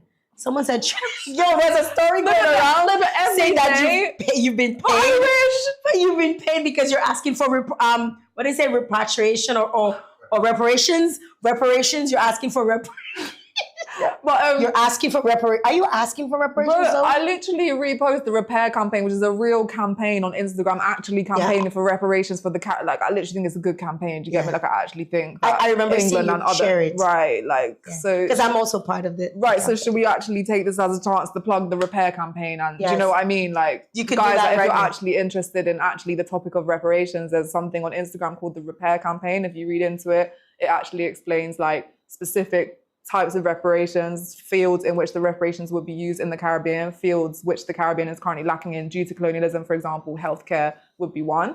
So if you're interested actually in, rather than trying to like, I don't know, put up a cartoon that looks like my dark circles because you think I'm a colonizer, if you're actually interested in actually trying to reverse the effects of colonialism, there's a really good campaign called the Repair Campaign. And I think it's just a matter of signing up. Like your time, yeah, like you can sign a petition, you can repost their stuff and you know what I mean? Like that could be a better use maybe of your time, I don't know. Question number 2. But yeah, sorry about Before the that. apology. Yeah. Like I think a lot of what I've seen, which we all exist in an echo chamber, so this is just what I've seen of videos people have made about me. I can't speak for all the videos, but I think a lot of them are like, oh, I just never liked her in the first place. I just saw that. I just saw all of this. So it's kind of like, if you're just using this as a time to talk about why you never liked me in the first place and why my hair is dry and my eyes have bags and I apparently sleep with all these men that I don't even sleep with and that I beg for this, I don't even beg for whatever, then like, you don't even want an apology for the thing. Like, it's not even relevant to the thing anymore. Do you get what I'm saying? So like, I don't really have an interest in like engaging with people who they never liked me from the beginning anyway. So what? Yeah. So why were you watching this whole time? No, but even if they weren't, that's their business. But I'm just saying, like, the only people that I would be interested in engaging with about this topic would be people that are like level-headed and actually want to like have a dialogue. Right. Yeah. Like, so because from what I've seen, which could not be a representation of the majority, but from what I've seen, most of the so-called backlash hasn't really like related to the topic. It's more just been like hurling insults. Mm-hmm. So like, it's just giving immature. Like, I don't really have an interest in engaging with those people. Do you get what I mean? Mm-hmm. Yeah. Question 2. Someone wants to know, ask Zoe, what does she do to give back to the Caribbean community? And how does her content benefit us? Well, firstly, I have never claimed that my content benefits anyone. So that isn't a claim I've ever made. Some people tell me that it does. Some people tell me that it doesn't. I respect everybody's opinion, do you know what I mean? I've had businesses tell me that after I made a vlog, they sold out quickly the next day and they were really grateful and they'd love for me to come and make another video another time. I don't think they're lying. Some people may think my content's detrimental to the Caribbean because they may think that it gives a wrong impression or that it might discourage tourists because it might make them think that the whole place looks like this or whatever. So I respect anybody's opinion on whether my content, A, does nothing, is neutral, B, does harm, or C, does good. They're all arguable, do you know what I mean? In terms of giving back, like, there's been a couple of times I've donated to a couple GoFundMes, like hurricane, stuff like that, but nothing major. I'm not really that rich to, make any big financial difference, and generally just try to support local where I can. Like, we touched on the all-inclusive resorts. Obviously that wouldn't be in my budget anyway, but there have been times when like certain, I'm not gonna like name names, but companies, establishments, groups, whatever, have like told me that I can, and I have declined certain ones that I don't believe are like moral in terms of that type of stuff. So yeah, I try to focus on like, if I'm choosing, let's say, a carnival band in St. Vincent, for example, I purposefully will choose a band that their costumes are made in-house by local people. They're not importing it from China. They're actually paying or, involving local people in making their costumes, sourcing their materials locally where they can, making their costumes affordable enough for actually local people, working class people, to be able to jump in that band. Mm-hmm. And they're preserving a culture that's been around for a long time of bending wire in the house themselves, whatever. Like, I choose to like try and, even if I might be offered, it's happened, I've been offered a free costume from a band that imports them from China and charges $1,000 US, but I'll choose to pay for a costume with a local band that's preserving the culture because I want to play my part in, you know what I mean? In culture. In the culture. Yeah, but I definitely don't class myself as like a humanitarian or any of these things. I'm just vlogging my life. Do you know what I mean? I'm just sharing my life. If anyone wants to watch it, they can. If they don't, they can also not. I'm not here claiming to like be out here to do a whole load of good or a whole load of bad or a whole load of anything. I'm just literally claiming to be expressing my truth through my content, Yeah. Final question. Zoe, was it an emotional response? Were you really hit by all the hate you usually get before this? Interesting, good question. I think, as I touched on a tiny bit with you. You did. It has been like quite relentless, like the kind of like invalidation of like every single thing I ever do and putting every single thing I ever do down to like just the fact that I'm white. Just that. Like quite literally nothing else. Like quite literally, even like to the point where it's silly, where like if someone gives me like PR, which obviously it's really common that if somebody has a platform of a certain size, then a company might want to give them a jersey of their brand to wear, not because they like you necessarily, but because it's good, it's free promo. And even when I get like PR, which it's just PR, like influencers get PR, like oh, only because you're white, they gave you that jersey. And it's like, they're literally just trying to get a free promo for their jersey. Like, use your brain. Like, I don't know. So like, yeah, I think it has been like a little relentless, those kind of like sometimes exaggerated. And sometimes there's some truth to it, of course. But with the PR example, it's like clearly exaggerated. So I think because that's been quite relentless, as I was saying to you earlier, like it has sometimes been like a bit difficult to just like mute all the time when like every day or every 2 days I'm like being told that I'm only here because of this and only there because of this and I only got this because of this and this. Does that change your view of the Caribbean in any way? Or? Well, I mean, of course, like before the whole TikTok journey, I had come to the Caribbean lots of times, but for usually like short periods of 2 weeks, 1 week, whatever. And so of course, like my view of the Caribbean would change in many ways after having now been here for still on and off, but like way longer periods. Of course, my impression in many ways would change because naturally I now know the place much better, you know? Like, I understand that these comments come from a history that's awful and a place of generational trauma and like all these things.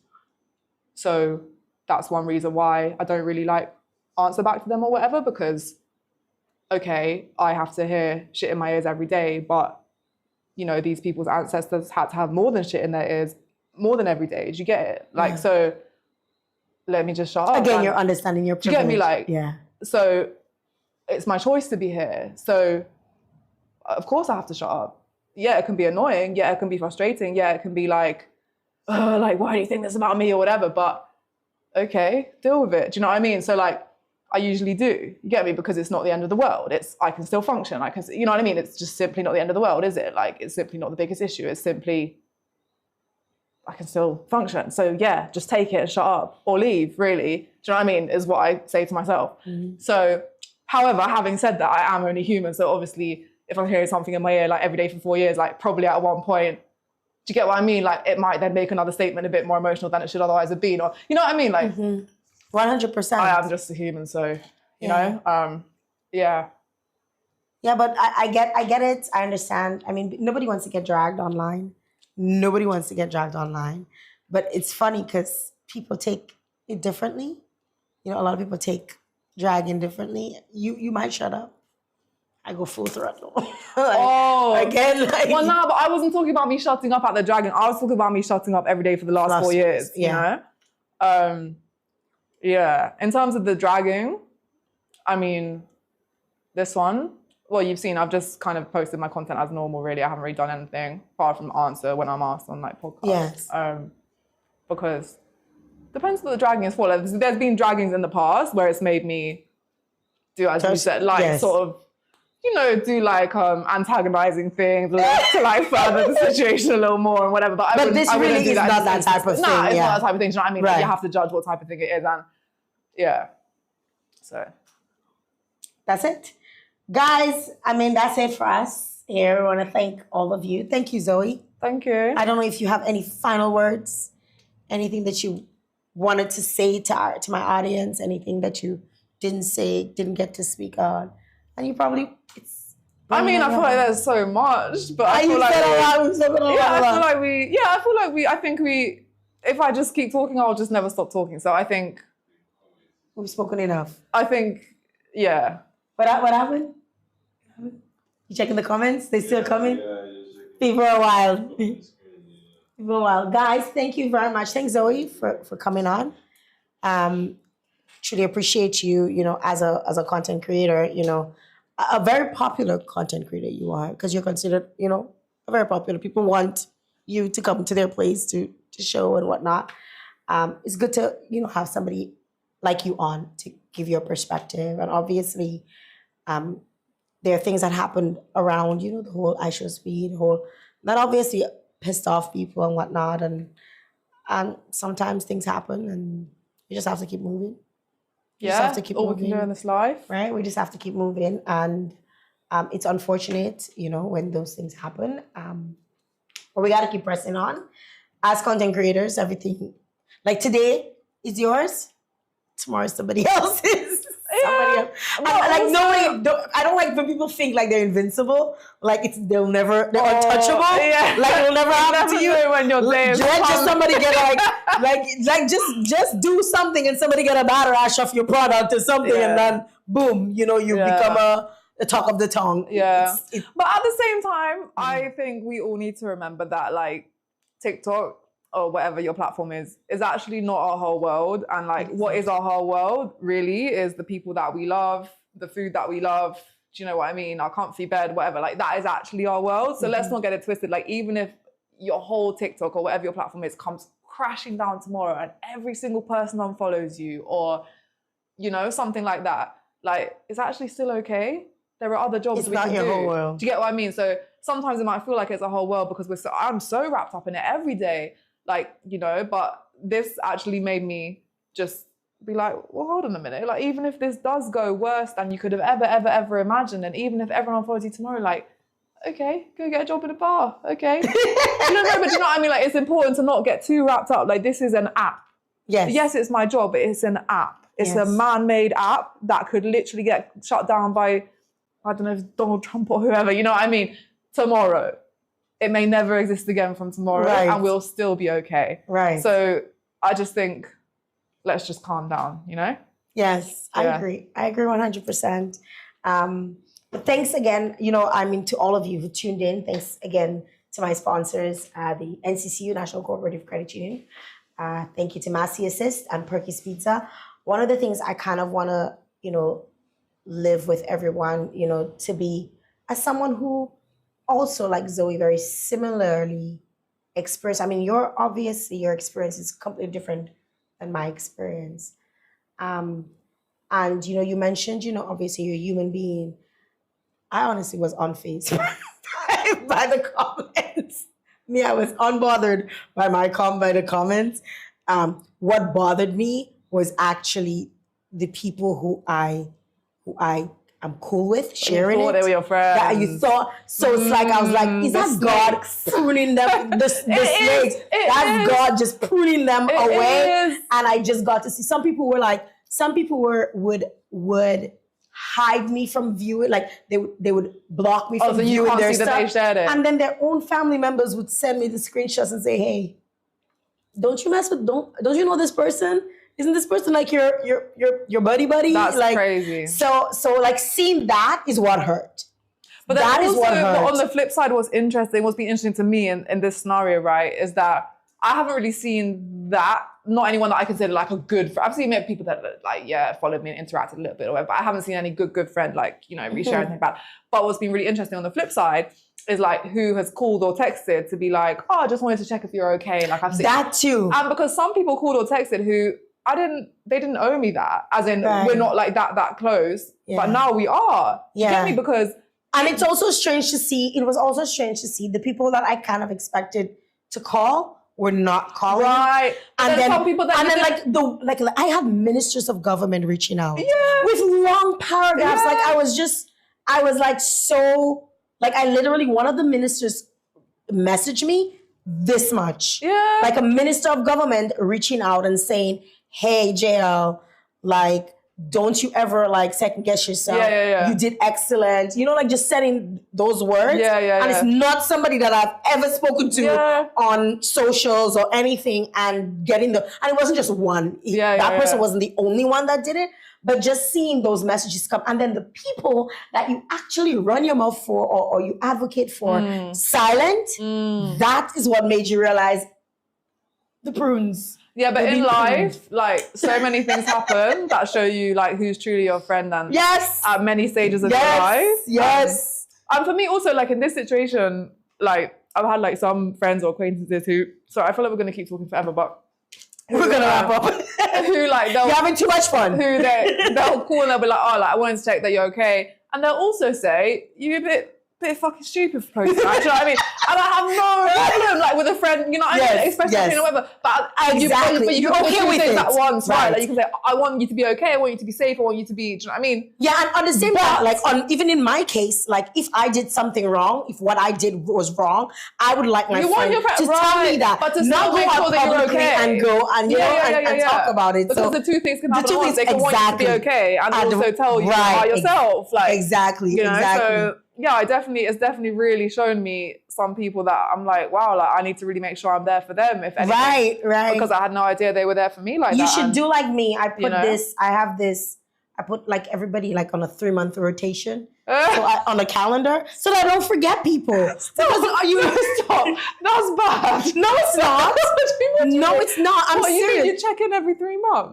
I deliberately, I'm intentional about this because let me tell you, I'm very career driven. And when I get into my work, like Samaj will tell you, when I get into my work, sometimes nothing else exists. So putting people in my calendar and saying, hey, you need to check in with this person.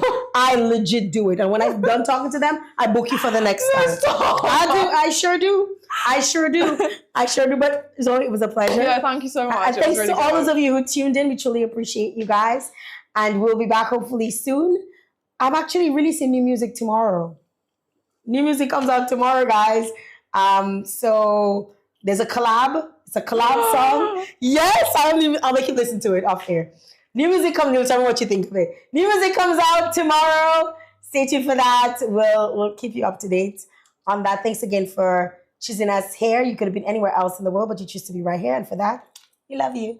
Until next time.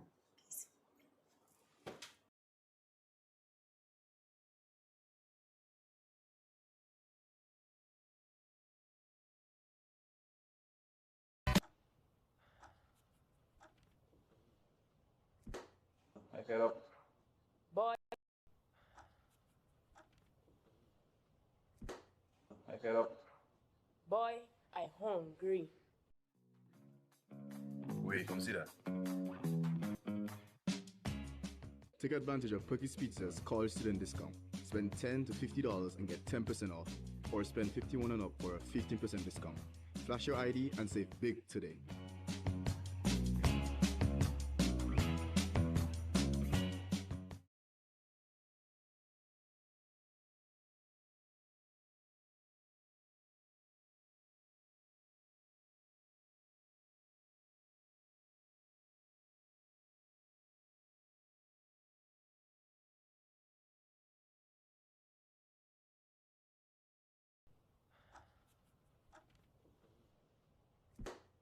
Get up.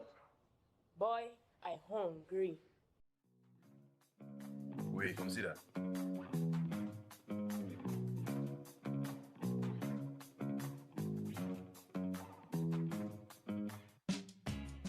Take advantage of Perky's Pizza's college student discount. Spend $10 to $50 and get 10% off. Or spend $51 and up for a 15% discount. Flash your ID and save big today.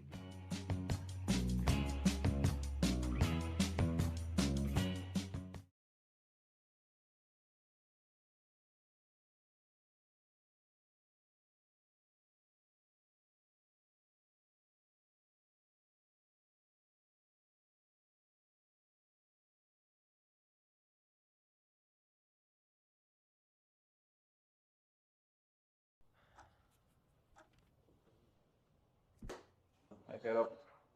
Boy, I hungry. Wait, consider up for a 15% discount. Flash your ID and save big today.